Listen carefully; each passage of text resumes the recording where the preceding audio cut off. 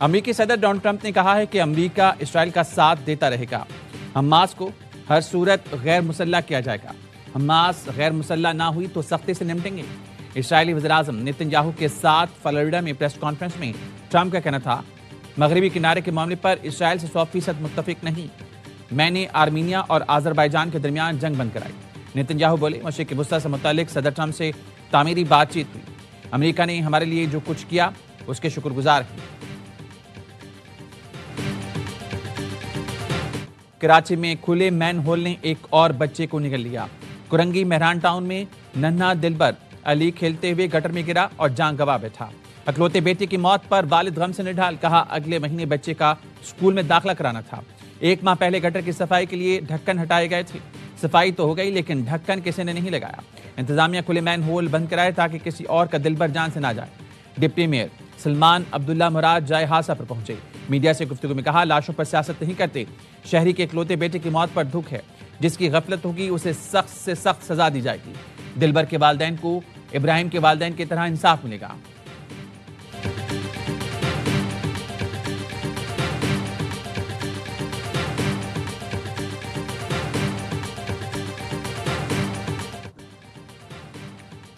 پاک فوج کے میجر عدیل زمان مادر وطن پر قربان۔ شہید کی نماز جنازہ میں chief of defence forces field marshal Syed Azam Munir کی شرکت۔ فیلڈ مارشل اعظم منیر کا میجر عدیل زمان شہید کی عظیم قربانی کو زبردست خراج عقیدت کہا۔ شہدائے پاک فوج قوم کا فخر ہیں، قربانیاں ہمیشہ یاد رکھی جائیں گی۔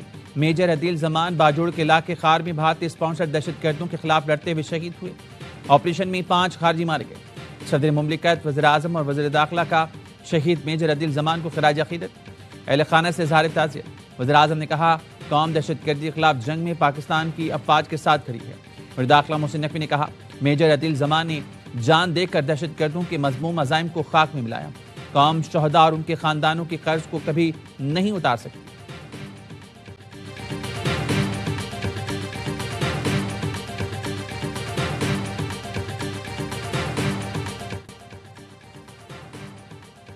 سیکیورٹی اداروں کی بروقت کارروائی نے کراچی کو بڑی تباہی سے بچا لیا۔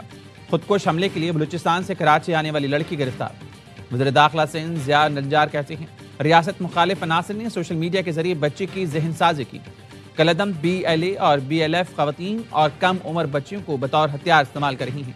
یہ مذمت نہیں بلکہ بچوں کا استعمال، استحصال اور دہشت گردی ہے۔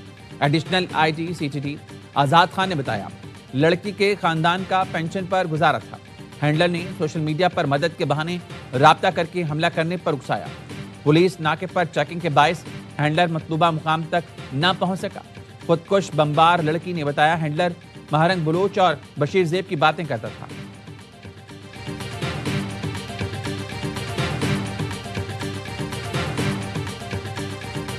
شاعری بلوچ کی ویڈیوز دیکھی، مجھے سمجھ نہیں آ رہا تھا کہ ایک پڑھی لکھی عورت جس کے بچے بھی تھے وہ ایسا کیسے کر سکتی ہے۔ اسی دوران ایک شخص سے رابطہ ہونے لگی انسٹاگرام پر، اسی نے میرے ذہن بنائی اور اسی نے مجھے واٹس ایپ گروپ میں ایڈ کر دیا، اور واٹس ایپ گروپ میں BLA کے کاموں کو اچھا دکھایا جاتا تھا۔ مجھے لگتا تھا شاید یہ کام سچ ہے، اور میں کراچی یہاں پہ آئی، مجھے پکڑی گئی راستے میں۔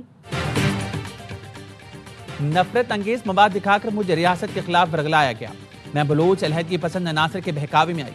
خودکش بمبار لڑکی نے کالعدم تنظیموں کا کچا چھٹا کھول دیا۔ کہا، بس میں پولیس کے پوچھ گچھ پر گھبرائی تو مجھے پکڑ لیا گیا۔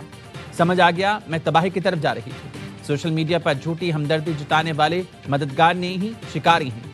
وزیر اطلاعات عطا کہتے ہیں، مہرنگ بلوچ انسانی حقوق کے پرچار کی آڑ میں بلوچ شرپسندی اور دہشت گردی کی کارروائی میں ملوث ہیں۔ سندھ کے سینئر وزیر شرجیل میمن نے کہا، دہشت گرد اپنے بچوں کو محفوظ مقام پر رکھتے اور دوسروں کے بچوں کو نشانہ بناتے ہیں۔ غیر ملکی ایجنڈے پر چلنے والے دہشت گرد سوشل میڈیا پر خود کو مظلوم پیش کرتے ہیں۔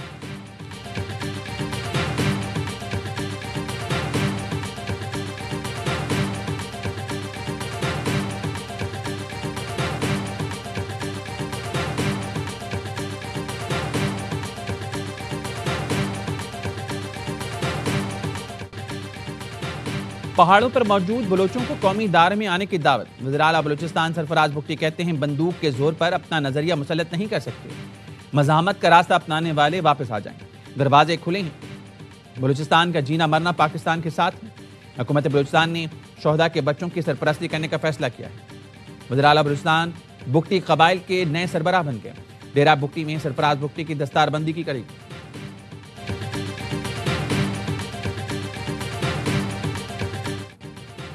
شہر قائد میں لاشوں کے بعد گٹر کے ڈھکن کی سیاست۔ تورنگی میں گٹر کا ڈھکن لگانے پر پیپلز پارٹی اور فکسٹ میں جھگڑا۔ پیپلز پارٹی کارکنوں نے فکسٹ رضاکاروں کو ڈھکن لگانے سے روک دیا۔ فکسٹ کے رضاکار ڈھکن سے بھری گاڑی لے کر روانہ ہو گئے۔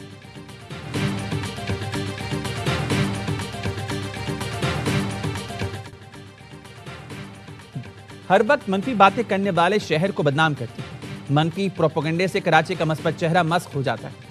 میئر کراچی متضباب کہتے ہیں سندھ حکومت نے کراچی بھر میں ترقیاتی کام کرائے ہیں۔ کراچی والوں کو سب سے زیادہ پریشانی سڑکوں سے ہے۔ سیوریج اور پانی کی لائنوں کی تبدیلی کا کام الگ سے کر رہی ہیں۔ بلدیہ عظمیٰ ترقیاتی کاموں پر 46 ارب روپے خرچ کر رہی ہیں۔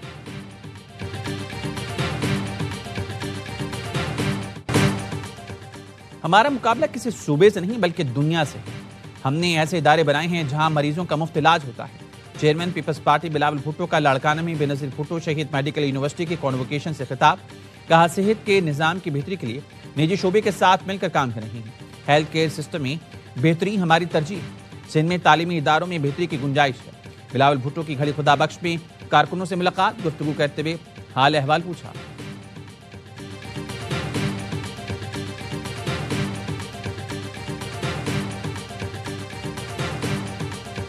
اسمبلی جمہوری لوگوں کی یہ مسجد ہوتی ہے۔ کنوکٹڈ لوگ instead of putting them in jail ساتھ اپنے لے کر پنجاب اسمبلی کی عمارت کے اندر داخل ہوں تو یہ تو کسی صورت بھی اجازت نہیں دی جا سکتی۔ یہ ماسی کا ویڑا تھوڑی ہے کہ جس کا دل کرے اٹھے اور اٹھا کے وہاں پہ آ کے چھلانگیں مارتا پھر۔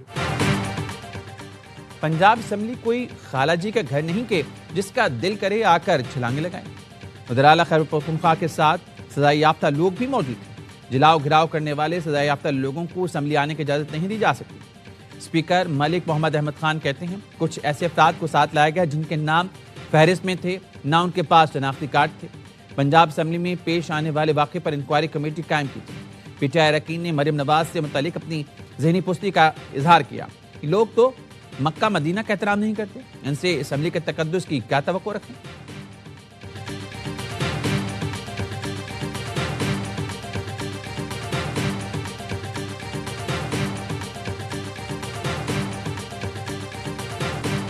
پنجاب حکومت کی طرف سے جو رویہ روا رکھا گیا، ہمارے گریبان پر ہاتھ ڈالا گیا، وزراء کے ساتھ بدتمیزی کی گئی، ان کو مارا پیٹا گیا، جو اخلاقی پستی ہم نے دیکھی، جو ذہنی پستی ہم نے دیکھی پنجاب حکومت کی طرف سے، وہ قابل مذمت بھی ہے اور قابل تشویش بھی ہے۔ وزیر اعلیٰ خیبر پختونخوا دورہ پنجاب میں پروٹوکول کی مبینہ خلاف ورزیوں پر ناخوش۔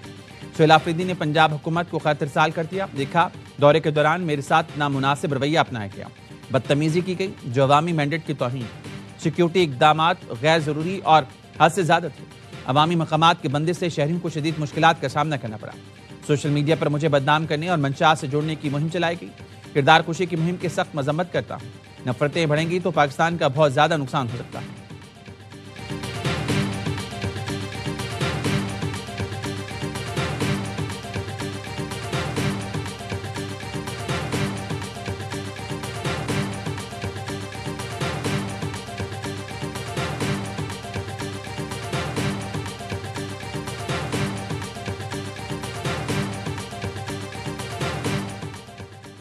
سہیل آفریدی صاحب، آپ کی قیادت میں اسلام آباد پر حملہ ہوتا ہے اور بار بار ہوتا ہے۔ آپ اور آپ کی پارٹی کی قیادت پاکستان کی وحدت پر حملہ کرتے ہیں۔ وزیر دفاع خواجہ آصف کی ایکس پوسٹ، لکھا آپ کے ورکر سوشل میڈیا پر انتہائی گندی زبان استعمال کرتے ہیں، اس وقت بھی آئینی عہدے اور بین الصوبائی عزت خراب ہوتی ہے۔ آئیں سب مل کر اس کی مذمت اور سدباب کرتے ہیں۔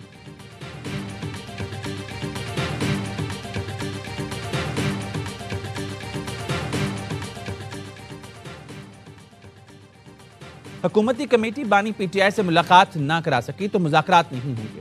اسپیکر قومی اسمبلی اور وزراء کو مکمل بااختیار ہونے کی یقین دہانی کرانا ہوگی۔ تحریک تحفظ آئینی رہنماؤں کی حکومت سے مذاکرات پر مشاورت کا احوال۔ رائے کا کہنا ہے علیمہ خانم کو محمود اچکزئی اور پی ٹی آئی رہنماؤں نے حکومتی اختیار کی شرط پر اعتماد میں لیا۔ کہا گیا اگر آپ بھائی کی رہائی چاہتی ہیں تو مذاکرات کا راستہ اختیار کریں۔ علیمہ خانم نے کہا احتجاج کے لیے 8 فروری بہت دور ہے، اس کو جلدی کریں۔ پی ٹی آئی رہنماؤں نے جواب دیا فوری طور پر لوگوں کا نکالنا مشکل ہے۔ ہمیں فنڈز کی ضرورت ہے۔ علیمہ خانم نے کہا ہم اڈیالہ جاتے ہیں تو 100 کارکن بھی وہاں نہیں ہوتے۔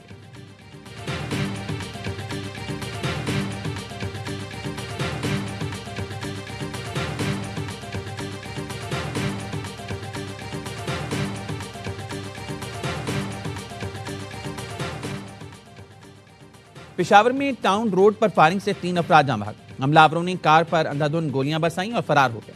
جاں بحق افراد کی شناخت سہراب خان، نعیم گل اور امجد خان کے نام سے ہوئی۔ پولیس کا کہنا ہے تحقیقات شروع کر دی گئی ہیں، مفروم ملزمان کی تلاش ہے۔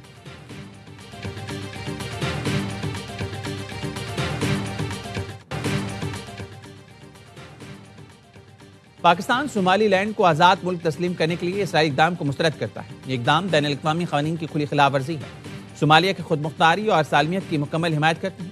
پاکستان فلسطینی عوام کی بے دخلی کی کسی بھی کوشش کو مسترد کرتا ہے۔ فلسطینی عوام کی بے دخلی کی کوشش عالمی قوانین کی خلاف ورزی ہوگی۔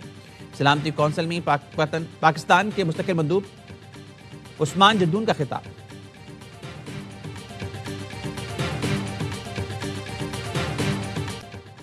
بھارت میں اقلیتوں پر مظالم، پاکستان کا تشویش کا اظہار۔ کرسمس کے دوران عبادت گاہوں کی توڑ پھوڑ اور مسلمانوں پر تشدد کی شدید مذمت۔ دفتر خارجہ کا کہنا ہے بھارت میں مسلمانوں کے گھروں کی مسماری اور تشدد کے واقعات بڑھتے جا رہے ہیں۔ محمد اخلاق کے قتل سمیت متعدد واقعات میں مجرموں کو بھارتی ریاستی سرپرستی حاصل رہی۔ ان واقعات نے بھارتی مسلمانوں میں خوف اور عدم تحفظ کو مزید گہرا کر دیا۔ عالمی برادری بھارت میں کمزور طبقات کے بنیادی حقوق کے تحفظ کے لیے کردار ادا کرے۔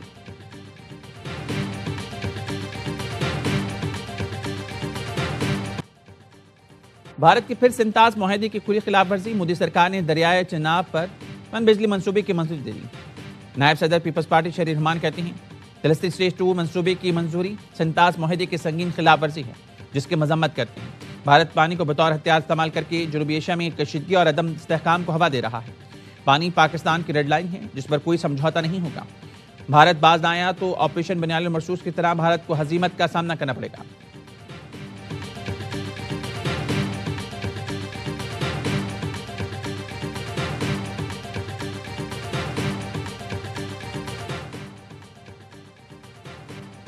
نائب وزیر اعظم اسحاق ڈار سے چین کے سفیر کی ملاقات، پاک چین تعلقات پاکستان کی خارجہ پالیسی کا اہم ستون قرار۔ پاکستان نے تائیوان کو چین کا اٹوٹ انگ قرار دیتے ہوئے بیجنگ کی مکمل حمایت دہرائی۔ چین کے بنیادی مفادات اور ون چائنا پالیسی کی بھرپور حمایت کا اعادہ۔ پاک چین آل ویدر اسٹریٹجک شراکت داری کو علاقائی امن کی ضمانت قرار دیا گیا۔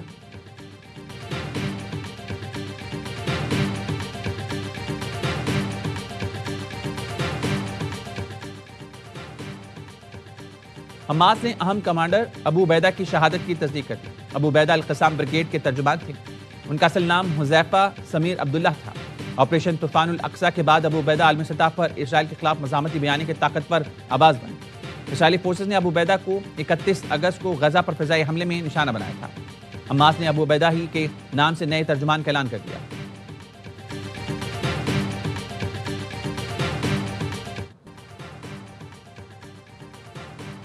یوکرین معاہدہ کر لے ورنہ روس مزید علاقوں پر قبضہ کر لے گا، صدر ٹرمپ نے زیلنسکی کو خبردار کر دیا۔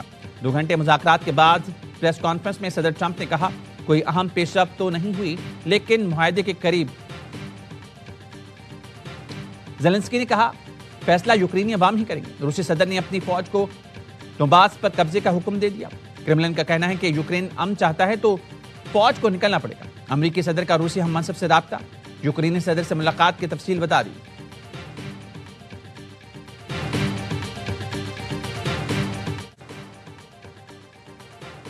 یوٹیوبر رجب بٹ اور ندیم نانی والا کی سٹی کورٹ کراچی میں پیشی۔ کالے کوٹ میں ملبوس جتھے نے رجب بٹ اور ندیم نانی والا کو گھیر لیا، تشدد کا نشانہ بنایا اور کپڑے پھاڑ دیے۔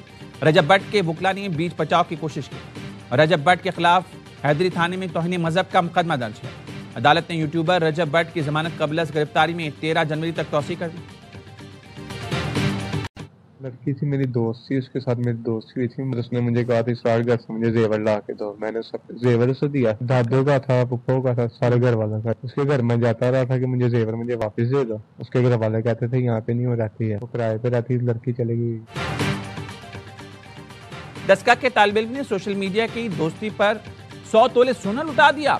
پولیس کے مطابق اسرار کے محلے کی لڑکی سے دوستی تھی، پہلے لڑکی نے لڑکے سے لاکھوں روپے ہتھیائے، پھر ٹک ٹاک کے بہانے زیورات لانے کا کہا۔ طالب علم نے گھر سے دادی اور والدہ کے 100 تولے طلائی زیورات لڑکی کو دی، واپس مانگے تو لڑکی کے باپ اور بھائیوں نے اصرار اور والد پر تشدد کیا۔